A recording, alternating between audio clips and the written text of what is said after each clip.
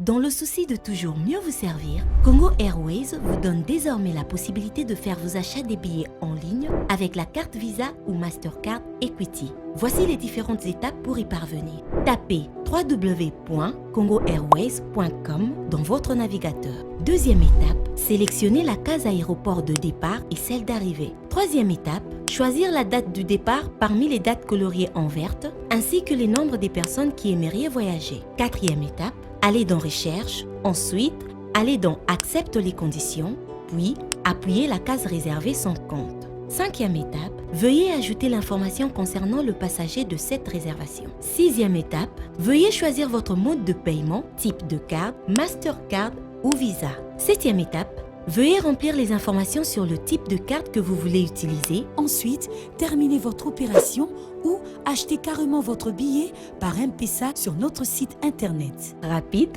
et simple. Congo Airways, le plaisir de voyager. Ce magazine vous est offert par Congo Airways, le plaisir de voyager.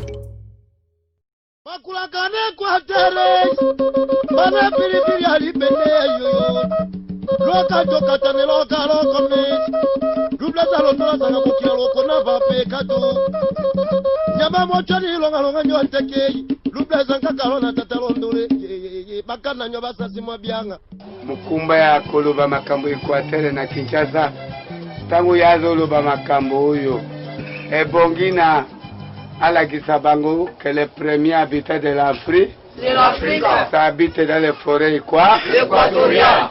Esengeli alataka bukumu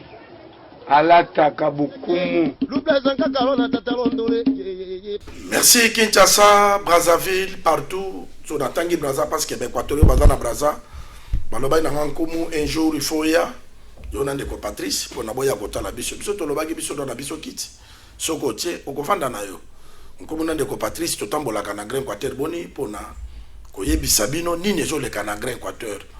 Mingi lelo to ko marteler na conduire la Grand Équateur boni ezali ke oyebi na yambaka bandeko moko awa balobaki ke Jésus abotami na Équateur aza mongo e ba prometaka na sabino ke ngai na kokende na mona Jésus na koya koyebisa bino effectivement comment ki fait ça kendeki na mona ki Jésus na kolakisa bino pe Jésus ndenga se présenter na moi message muke apesi bino mais à large a prometaki ke akoya pe awa na Grand Équateur boni po yebisa monde entier mission ye ayeli na mukanda oyo Jésus nzambe apesiye pona ndenge ba pasteur ba bebisi musala na politique boyebi na norubangi kuna guerre za na Centrafrique et ceux qui Centrafrique est touché ba conséquences et ya kamingi na Sidubangi na Norubangi bokolanda gouverneur ya Norubangi Izato gouverneur le plus jeune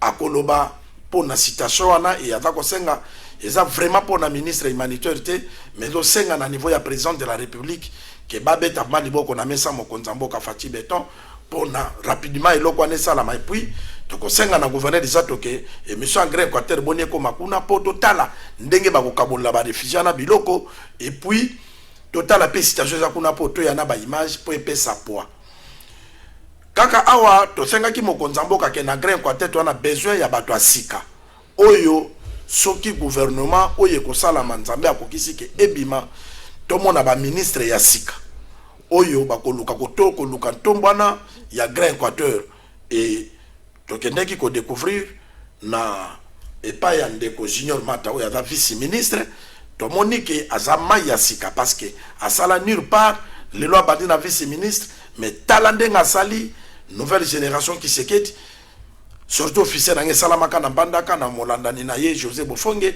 yenda représentant qui yebo komona ngo lelo na Grand Équateur boni ndeko Patrice Mbote ndeko nkumu mbote na baibanso baza coordination apoko lelo webi ete émission na bino Grand Équateur boni ezalaka tous les jours vendredi na 21h30 pe rediffusion samedi na 11h30 nulle part ailleurs kaka na télévision Congo Web télévision pe topesi mbote na ba deko banso ya etuka Équateur kuna na Chuapa na Mongala d'Équateur pe na sud pe Norubangi pe na ba gouverner nyonso pesi bino mbote pe na ba ebanso bazali na commune ngi pamate lobby ya le samedi le 16 bana ngi ba ko sepela 13e anniversaire na bango ya création ya debungelenge to tombeli bino nteke la mu pe kimia na mabota na bino ndeko kumu Obatami ndeko Patrice onde fondateur de Bungelenge invitation te ya mozo bata matabo bon anniversaire. Merci. Ça va ndeko Patrice Yesu abotami na mboka na yo na na Équateur précisément na province ya Chop. Oyoka ki di solo na to yambaki bandeko aba to tiela yo ko landa Yesu abotami parce que ngana kendeki komone me dimanche abengi yo to kende na yo. Juste de merci mingi ndeko kumu to yambaki bandeko awa oyo azali bongo ko Jean Baptiste ya ayaki pesa sangwete kuna na etuka Équateur mingi penza na mboko waliaka ngulu mingi. Nde pai wapi Yesu akozonga pa botami kuna pe to yambaki te feto mona ki mona meso pe yo zaki ngonga okende ko mona ki bosola ki ngana moni na note mais dimanche abengi dimanche to ko mona ye ezali le to mona toyoka mais de kamalamu ngana yo ba kondima kaka te ato il faut yende aya aona micro aya avandawa ayako yebisa biso nini oyo Yesu atindeli na ya Yesu nzamba atinde na nini pote ba convaincre bato mais loko moko na simbaki avec 3e guerre mondiale enfin soki boko ndima ngai te bitumba ekobanda wa bengi 3e guerre mondiale ekobanda na Congo pe ekobanda bitumba mai yo to lingi ete to yamba e to mona eloko a premier territoire mona dimanche donc mona dimanche pe a symbolise la biso likamona parce que likamanga za ko ba mingi ndeko komu oya mabitumba ko banda na Congo à partir ya bitumba ya mai et le ba signo pe mususu za ko pesa maite na ko bangi penza ite na guerre ngwe banda na Congo tala na yo mongo lo biangwa wa kala mingi ta au moins déjà na Centrafrique eza ko bouger na Afrique partout ba nungu eza ko ninga de so ko luka bato ba bunda ezo bouger voilà déjà donc to keba na bo kebeza makasi mi bato ba kundima message o ndeko ko pesa biso. Merci ndeko Patrice. Rasi soko zanzela moko na nkumu ki feti memanga na Kingabwa po ezali na 5e mairie na 15e mairie na kitaki na 7 na pomoko kuna nde na ke ko découvrir Jésus côté afandi mais adresse apesa ki eza mosusu tolanda comme ça tozonga.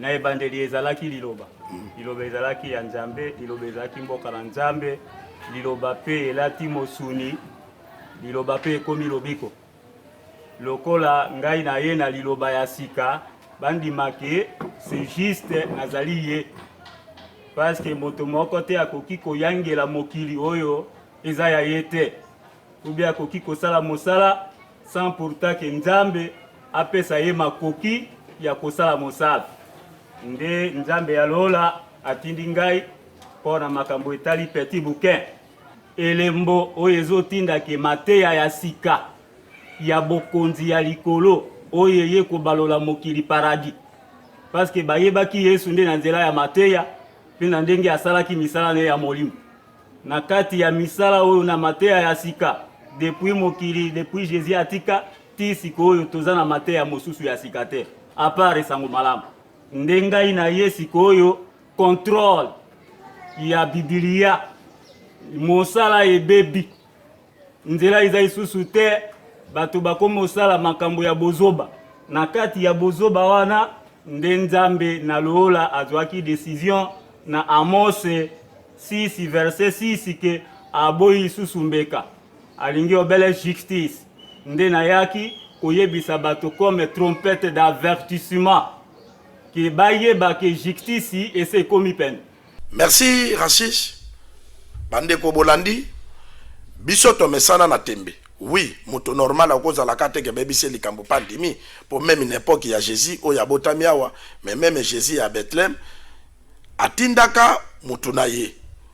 Et Paul azalaka très content na lobata Paul Jean zalaka très content Jean-Baptiste oyaka ko annoncer arrivé à Jésus alobi na sepelaka na peuple heureux parce que bozalaka soki na tei ezalaki Paul soki na tei bino makambo na tei akabino bondimaka mbala moko te bokomaka pe bokendaka ko vérifier nde boye kondima c'est-à-dire doute eza mabete mais soki pozo douter ça l'effort okoma osola pena motango parce que ba moment tokomi et comme ba moment ko momoni tina kati ya église ba pasteur ba komi ba pédé ba moti na kati ya église ba pasteur mosu ba komi ko bala na bango bomoni na mokili soko tali exemple apesa kinga na sima ya caméra lobi nanga lobi ndeko jamais okomona taba ya mobali azobi mana muninga ne taba ya mobali mais mutu azobi mobali ya mutu azobi mana muninga na mobali mais biso ba tutomi mona ke toza mayele mais or que tokomi kobosana eloko o nazwaka ngwe pa Jésus nazwaka nga pas prophète konde tango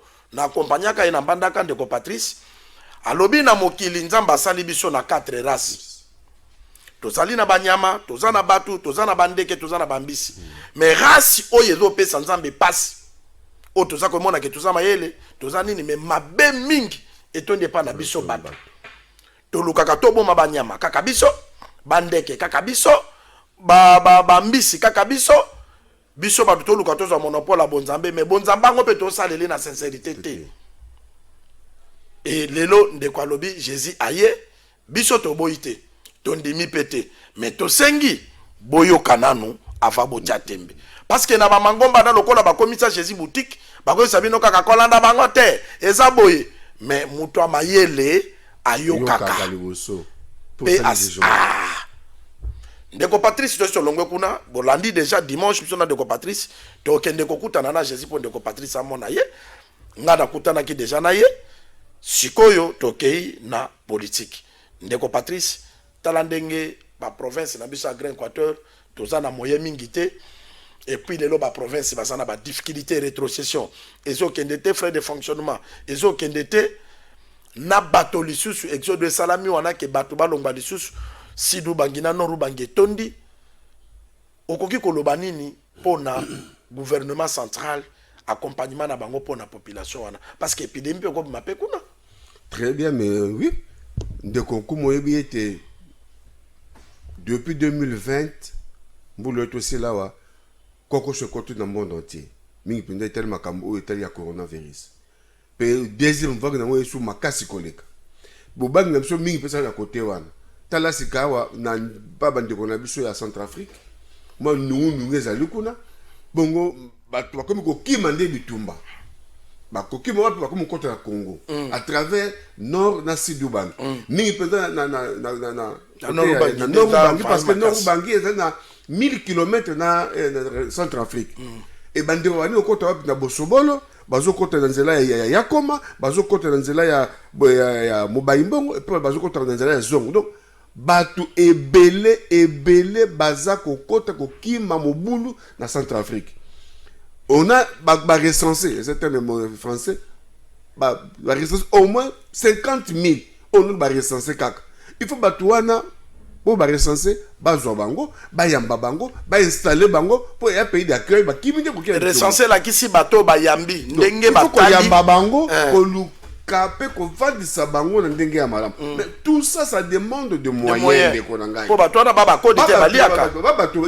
c'est comme ko humanitaire bayi na ndenge na bato bayi pa mati bakimi nde ko kima masasi alors bayi wana y compris ba rebelle ba ko po kima bitumba ba ko ko sur côté donc sur le plan sécurité il faut gouvernement central atteindre les manoki no ki pa mate danger peut ko comme na pas na bande ko pa ki ma bitumba ba civil ba papa ba mama ba ki ma bitumba wana esengeli to encadrer bango to installer bango pe alors province na mbongo te il faut ni ministère vraiment humanitaire et que na gouvernement batala les comment le plus vite possible pa mate ba ko kusunga bande ko yo bakimi bitumba baye epai na biso na yango ndeko d'ailleurs na 2020 inondation esamaki na Nord Ubangi ba école ba hôpitaux ba edindaki gouvernement central et ça là qui est le connu ba te ministre akende kuna le comme le ministre là même pas oui as comme kaka na aéroport wana ba solo le atikima bi ba tikaki Asi Nzela zongi na ye. Po batinda ki ministre à mon Équateur te. Voilà. Comment bokotinda ministre à mon Équateur? Bazali, ba pesa ki plaidoyer. Mon Équateur bazali o bako sa le loko wana. Et aya lala kututé asane ba aide ba minute. Comment ça la ni? Akotika la ko mani député na Norubangi ni na Mongala ni na Mbandaka ni na Grand Équateur. Ye akobima député na mboka na ye, c'est normal. Or que ba député na biso bazali o bazakuna ba ministre pe na biso ya kwa na bazali o bakokaki kokende ko sala koli wana. Donc pour na correction de ko patso lo baki lelo soki balingi batinda mutukuna batinda mona ya Grand Équateur, oui. Député national à Grand Équateur, notable à Grand Équateur ke batinda kaka na sentiment ke to tindi mutu yango mona ki ba conséquence soko taille de l'homme ministre de la santé était akenda dans Mbandaka alala plus de une semaine pour ezamboka na ye akena twapa alala azo tambola partout alala. Et ça, ba ministre baza lolendo ba mi wana lokola so komi ministre akomi roi awe kolala kuna te biloko biso awa tozo telemela yango wana Congo eza Congo soko oza Kasaye oza Katange oza muta ya ba Congo awa oza mutu ya bandundu ozali mona ya Congo partout ko kende na Congo sepela na bandeko na yo mais pas na bise koma kaka ba intérêt politique o ngai na ko kende na bandundu ko fana ndenge ni parce que bandundu ba votanga ite. Non, toko sala ndengo wana te photos za na bolingo ya mboka parce que pour Congo ezala Congo ezali ensemble à 26 provinces des autres na Congo. Alors pourquoi toko kabwana? Pourquoi toko kabwana? Rasi soko zanjela moko na nkumu ki fait tolanda gouverneur isato papa malamu oyo azako bunda ayoki ke passe koti na mboka ye pazata na mafuta te ata na mwa fufute makeko luka kolela epa ya bandeko ke boya kosunga parce que bapayo bayelinga nazana moya koleisa bangote tolanda gouverneur de la province isato bongo tozonga. Excusez-moi pour les termes, au niveau de la province du Nord-Ubangi. À ce jour, nous sommes en train de dépasser le plus de 50 000 réfugiés recensés à travers la province. Il y a des sites qui ne sont pas encore recensés. Il y a des villages aujourd'hui ou des groupements où nous retrouvons un plus grand nombre de réfugiés par rapport aux autochtones. Et donc il se pose déjà un problème d'ordre sanitaire, parce que ceux qui viennent, on ne sait pas, ils sont enregistrés pour certains, mais on ne sait pas quel état ils ont, parce que nous n'oublions pas, nous sommes dans une période assez compliquée de deuxième vague de la crise Covid. En plus de ça, c'est la saison sèche, les denrées alimentaires se font rares, et donc la situation humanitaire est assez catastrophique. Nous sommes venus rapidement voir le ministre des Actions humanitaires pour que dans le plus bref délai, dans les 72 heures si possible, que le gouvernement central puisse faire quelque chose en direction de nos populations de la province du Nord-Ubangi, évidemment, éventuellement aussi avec la province sœur du Sud-Ubangi qui, avec nous sommes en train de vivre les mêmes affres. Actuellement, déjà sur le plan social, la catastrophe est là. Parce que tous ceux qui viennent d'arriver, il y a des problèmes d'eau. Je donne un exemple, il y a un village à Satema, vers Kotakoli, où la population habitante, généralement, elle est de nombreux nombres, entre 500 000 et 1200 maximum. Mais aujourd'hui, ils sont à près de 5 000, 8 000 personnes, environ à peu près. Donc vous comprenez déjà que même pour le manger, c'est compliqué, les ressources en eau, c'est compliqué, les soins de santé, la situation est indescriptible.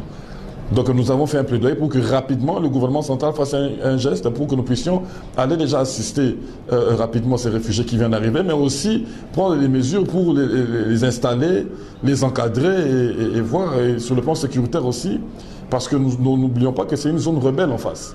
Et donc pour certains, ceux qui fuient, qui viennent vers nous, il y a aussi des rebelles en fuite par rapport à la rigueur du combat de l'autre côté. Et donc la situation non seulement humanitairement explosive et très sensible, mais aussi sécuritaire. Et donc nous sommes venus faire le plaidoyer rapidement auprès du ministre en charge, pour que dans les 72 heures, je le répète, que nous puissions faire quelque chose rapidement, que le gouvernement central puisse faire quelque chose rapidement en direction de nos populations. Merci. Ndeko Yokambela, ya ndeko alobi, toza na problème sérieux.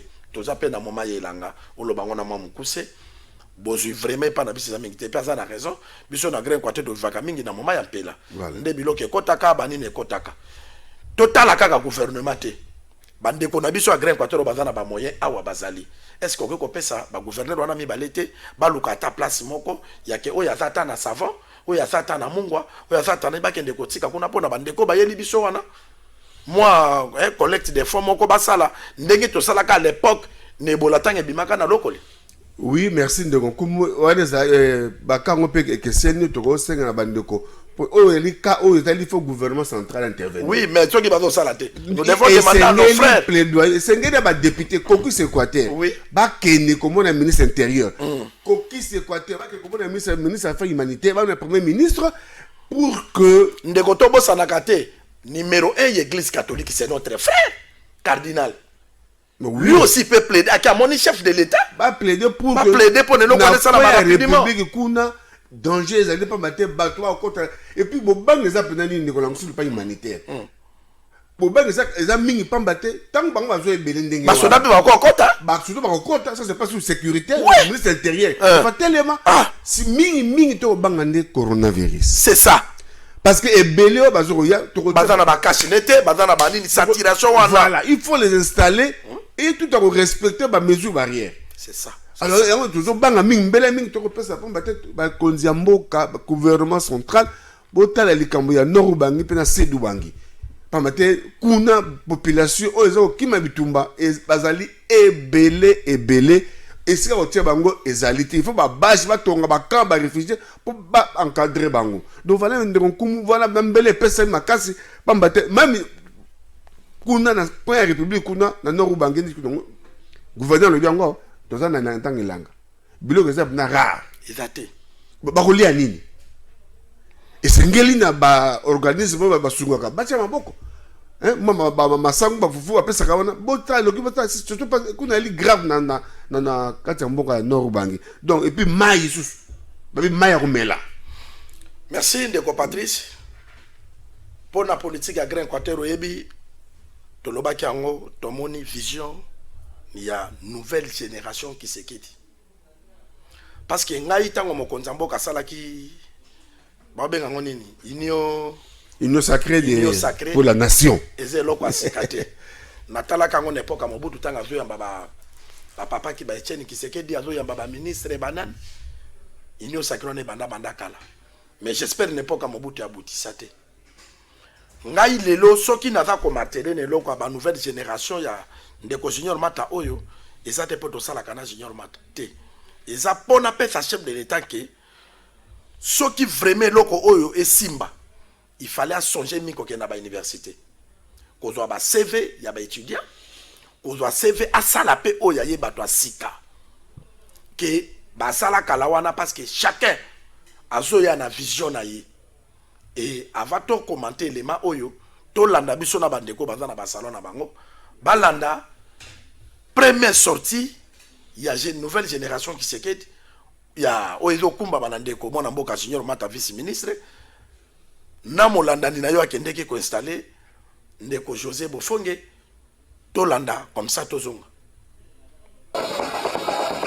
Dans les soucis d'allumer la flamme de veille de la conscience de la jeunesse de l'Équateur, contribuer à son développement, la nouvelle génération du Sekidi déploie ses ailes pour y arriver. C'est ce qui justifie la présence remarquable de José Philippe Bofongue, coordonnateur et sectionnaire Lemba-Nord et porteur incontestable du message de l'excellence Junior Mata Melanga, coordonnateur national de NGT, dont l'agenda est enflé de messages d'espoir. Le président Félix Antoine Chilombo Tshisekedi Oyo Lelo Bazakobenga Fachi Péton, l'homme de l'état de droit. Tokopeta maboko makasi. Mais le message ezali tolongwa na nostalgie, le message d'espoir, un message de confiance. On a le Pino, que la situation est mboka na biso, ce n'est pas une fatalité. Il faut garder espoir et c'est à partir d'aujourd'hui. Comme tout ça, on va sauver la biso, il y a une nouvelle génération. Nouvelle génération, la force du changement. Et la soupe de souci, le changement c'est maintenant. Le changement c'est maintenant. Alors, qui est cet acteur du changement? L'acteur du changement, ce n'est pas le changement, c'est à partir de nous-mêmes. Ils sont de prendre conscience. Il y a venir, il y a province na biso, de prendre conscience.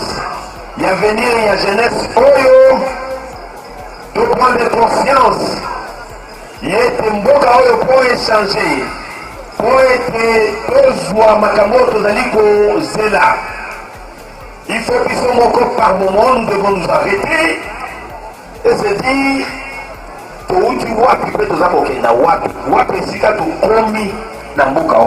Il s'est dénoté que, pendant plus de 2 décennies, aucun chef de l'État élu n'a jamais prêté attention aux Équatoriens. Sur ce, il sollicite vivement l'arrivée du chef de l'État, Félix Tshisekedi, à son sol. Omoni qui est là pour occuper bino militaire. Biso na ele ko tala Équateur militaire. Oh baleka ki bataki pe Équateur bien te. Yemba la oyo atala bino mena ko senga na yelo ko na ko yoka message oyo. Papa mokonzi ya mboka abongisa mopepo monene oyo akoya ko solo na bana Équateur. Amema mikuma na bino po ayeba.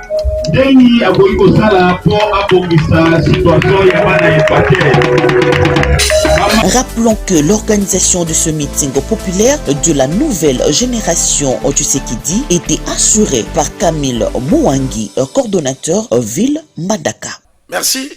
Oyokinde Kosose Bofonga Lobby, nouvelle génération, pour ça la manamboka na biso total ba député ya kala oyote. Ezate ka telemeli bango. Totala bakulutu na bisote mais totala bato bazako ya lelo nini tokosala pour na Grand Équateur et tongama topé sa confiance na président Félix au basi nommé Fati Beton pour na ayape awa parce que bana mbandaka balobaki Félix aya président ya Fati aya alobi akoya soki bino bolakisi ke bolingi Ndeko Patrice, likanisiwana ya nouvelle génération na ancienne génération oyo ba papa na biso bazala ba ministre chaque gouvernement bango baratakate okoki yo koki ko pesa mukonza mboka parce que ngana benga ka fulu nini okoki ko bwaka na fulu wana. Merci Ndeko Nkumu. Nouvelle génération. Et elle est plus jeune parce que l'avenir d'un pays c'est la jeunesse. Ngongo koki oyo esengeli te jeunesse et travail. Yende kumba masiko na ba jeune. Ba papa ba sa l'époque de bango ba sala ba ko sala c'est quand to komi na ngongo était ba jeune sengeli ba telema pour te ba ko kozwa relève ya ba kulutu. Esengeli na bango ba telema to moni ndeko juno mata tel discours le biwana bango e quoi mon peuple moko sikeye.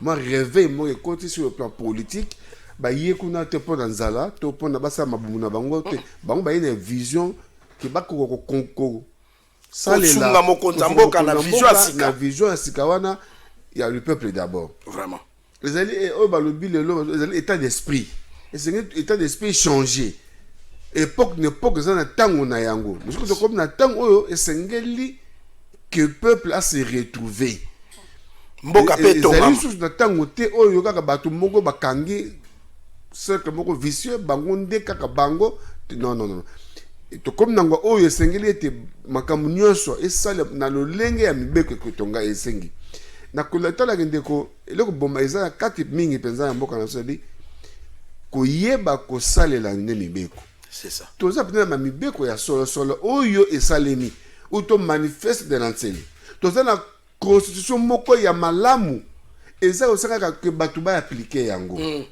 ya yo ozu ya l'état eza ya l'état mais bato ba di ko confondre le kambo le benga l'état ba commission ya bango moko yango wana ete na vision siko yeye omoni bande ko basali nouvelle génération to pesi bango merci na ndenge bozo ko emboîter le pas na mokonzi ya sika ndenge boke ko installer pe nouvelle génération wana mboka na biso ya mbandaka baza aza yemo côté na nouvelle génération wake nous appelons ndeko to gelwano baza ba classe sika oye merci et sengeli na kati na bango ba bimisa ba valeur oyo zo bomba baza ko étouffer yango na ba vieux na ba papa wana sengeli ba bima toza net na noru bango toza ndeko Dede Kodoro honorable à directeur full non na SNEL mais atiki Non. Je dois rentrer pour servir la population dans la comment. Donc, batandenge wana bazali ebele oyo tozo bakoko bima et pas na biso tala ndeko José Bofonge. Aza ko accompagner vision ya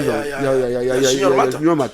Mais ça va jeune bazali ebele et tozali ebele na ituka Équateur oyo toko changer ma. Depuis ndeko José Bofonge wana papa naye azali première bourgmestre noir ya ville Mbandaka. Voilà. Après tant ba c'est ça. Et ça va me faire passer à utiliser ma cartouche à Sikawana pour être mboke kende liboso. Comment il est là de 60 ans indépendance ma comme qu'il toi après ba quitter belé c'est là ma longueur à la carte. Ba na biso en Équateur ba kotanga na ba bambou non vraiment ne pas c'est l'équipe. Donc avec mon papa Sikawana bango ba yena ngwana total ndenge nini toko kumba mboka na biso pe ebimisa ma moto. Pambate to lembi ba kulutu wana na ba jeu politique na bango. Une parenthèse de ko na tanga ba réseaux sociaux. Lelo le 15 na tuka ya Qatar ko ba bio bango ba comme république. Ba jeune ba tenir ko utiliser bango. Donc ba utiliser ka ba jeune. Na kati ya sécession te. Mais to linga ba utiliser des ba jeune pour na musale salema. Na ba prise de décision ba je ba comptabiliser. On veut utiliser geno kabola mabelo ba koko na biso ba tikela biso kale kabwana te pour na nzala na yo politique lingo kabola Congo mais ba koko ba koboma yo ba kolinga ngote. Donc c'est na ba utiliser plus ba jeune na place sur sengé ba décision ba yo ka ba jeune dengo le but wana na ba université ba ba zo bima. Oui. Mais quand est-ce que ba ko utiliser bango? Moi je me rappelle. Bazape na ba puité. Pour na Congo et comment pour na Osala, il faut ceux qui de lo ba sengi ba to na primature.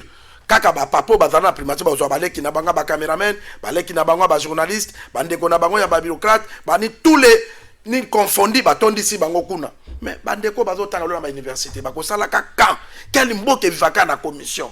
Or que mboke vivaka na ba compétence. Mutu atangi akapesi CV na ye ba pesi ye musala na ba formation mais oyo mboke komi ata mutu atangi akosala te pona nini ayebani te bato bakanisi osala comme si politique profession non politique profession il faut de boya ba je pas aller misala ba biso nga politique ba maçon ba menuisier ba ça surtout te. Merci ndeko nanga télévision za litango moi liloba ya suka pona toklo liloba suka te mais moi eloko moko ya parce que lobby de ce jour wana semaine wana to conserver parce que l'état Congo Airways veut exister Nzambe a veut exister Grand Quater Boni et ko banda ko pesa kaka ba savoir pona mboka ekende liboso. Merci pona poko lelo ndeko toko suka ko ba ete esengeli pinza gouvernement a agir le plus vite. Pour la situation où les alliés na mboka ya Nord-Ubangi, c'est une situation humanitaire et c'est vraiment ba jour vite pour na ko encadrer pour installer bandi ko na biso yo bazo ki mandoki na mboka ya Centrafrique bon bazo côté pa na biso c'est le gouvernement na to bondele bino mingi ba konza mboka bo sunga penza bazo ya pour na ko encadrer bango pour to ko banga makambo eteli coronavirus et bela bato bazo ya to ko tia bango ba ko vanda wa il faut les encadrer les installer suivant les mesures barrières. Alors, ceux qui parlent de côté, c'est pour penser que c'est un négocier. Il y a un le gouvernement, le ministre des Affaires humanitaires. Elle m'a appelé le député de la mission à Congo Équateur. Bah, ce mot télé m'a pointé. Oh, ils ont un nord bangi, dans le sud du bangi. Ils ont un bangi sa mission ma case. Et le ministre intérieur, sur le plan sécurité, moi, j'ai ma disposition peut-être, bah, sécuriser frontières na biso kuna na bande ko ndenge nini baza ko kota et pas na biso ndeko nkomu. Merci ndeko Patrice Boto na kolobaka ke na ndeko Zato, ndeko Bobo Boloko, ndeko Bongo Nkoyi. Année et bandi boyaki conférence de gouverneur au bosolaki na mokonza mboka 2 jours, mokonza mboka lobaki très bien que chaque 3 mois akobanda ko évaluer pe akobanda ko sanctionner ba gouverneur au banda ko travailler te. Grand Quater Boni tozwaki message wana. Bisope na ikumba meli ya Congo Airways toko kipe binote toko banda ko kitana ba province totala misala nini ezo salama toko senga pe na gouvernement central botinde la bango pe ba rétrocession na frais de fonctionnement pour na batonga pe ba province wana parce que ba province à Grand Équateur ils en a revenité moi ndambo bango ba tindaka awa bino pe bozong selaka bango pour na bango pe ba travailler parce que même biso to bando kendo contrôler bango il faut to mona ke ba zapene eloko parce que polo bana moto katelanga il faut payer lichette so wana c'est katelanga ndeni boti de la bango ba moyen bobo boloko gouverneur de Équateur azali kaka awa très bientôt à kozonga parce que population bazo benga nkumo moni ane bandi mais et puis population bana raison parce que tous les 3 gouverneurs bazaliao il fait dans la peta monsieur ya mongala pas azaliao ezateke bofanda kana Kinshasa bozonga kabokendo sala musala bongo nkoi zongela tshapa kendo sala musala bobo boloko zongela Équateur kendo sala musala izato zonga na Norubangi kendo sala musala ngonomalese zonga na Mongala kendo sala musala bino nyoso bo sala musala pona année 2021 eza année ya korelefe défi que Grand Équateur et Tongama. Mais comment ça les balais comme avocat faut que va été ba province c'est un état. Oui. Ba ça autonomie financière pays. Donc c'est que ba gouverneur ba manager ba ya kana Kinshasa ba manager ba leadership de ba province na bango ba ça ba recette bien sûr mais ça modique ça mutke mais c'est que ba fungola ne ba to ba partenaire ba c'est ba contrat na ba pour que ba ya ko ça misala na ba province na bango c'est ce qui manque na ba gouverneur na biso mingi so ba zo vanda c'est pas parce que ba eka ba rétrospective ba savait misala ko luka comment ba ko ba partenaire financier ou ba ko ça misala ba province parce que mingi ba ko critiquer ka ba gouverneur ka kande ba vanda ki ça sera ba ka pour tourisme té pour na plaisir té mais ba ya ka tango mususu comme le gouvernement central qui a autorisation ba signer ba contrat na ba de mususu et mission ya semaine zo ya vendredi toko yebisa mokonza mboka ke a interpeller nano ba chinois wana parce que ba chinois bazo sala na Grand Équateur ba komi pe ko coopérer na ba conseiller ya chef de l'état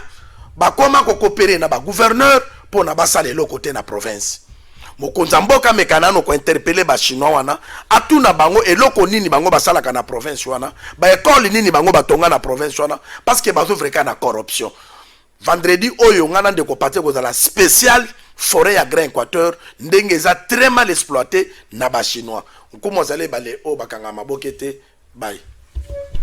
Dans le souci de toujours mieux vous servir, Congo Airways vous donne désormais la possibilité de faire vos achats des billets en ligne avec la carte Visa ou Mastercard Equity. Voici les différentes étapes pour y parvenir. Tapez www.congoairways.com dans votre navigateur. Deuxième étape, sélectionnez la case aéroport de départ et celle d'arrivée. Troisième étape, choisir la date du départ parmi les dates coloriées en verte ainsi que les nombres des personnes qui aimeraient voyager. Quatrième étape, allez dans Recherche, ensuite, allez dans Accepte les conditions, puis appuyez la case réservée sans compte. Cinquième étape, veuillez ajouter l'information concernant le passager de cette réservation. Sixième étape, veuillez choisir votre mode de paiement, type de carte, Mastercard ou Visa. Septième étape, veuillez remplir les informations sur le type de carte que vous voulez utiliser. Ensuite, terminez votre opération ou achetez carrément votre billet par M-Pesa sur notre site internet. Rapide et simple. Congo Airways, le plaisir de voyager. Ce magazine vous a été offert par Congo Airways, le plaisir de voyager.